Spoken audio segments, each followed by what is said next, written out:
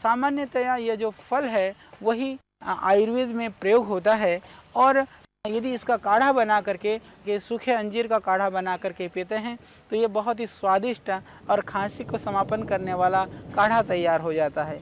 ये ज़्यादा गर्म ना होते हुए भी यदि सूखा हुआ अंजीर, एक अंजीर, थोड़ी सी मुलेठी और 2-4 पत्तियाँ तुलसी की, इसको डाल करके आप काढ़ा बना करके दे दें तो आप देखेंगे एक तो स्वादिष्ट पेय जैसा लगता है, और दूसरी बात जो छोटे बच्चे हैं उनको भी आप इसका सेवन करा सकते हैं। तो चाहे वो छोटे बच्चे हों, चाहे बड़े हों, चाहे जवान हों, चाहे वृद्ध हों, सभी लोगों के लिए खांसी के लिए, रोग की स्थिति, आपकी आयु, उस हिसाब से इसकी मात्रा का निर्धारण आप कर सकते हैं। तो यह जो अंजीर है यह बहुत ही लाभकारी है, बहुत ही गुणकारी है आपकी खांसी के रोगों के लिए।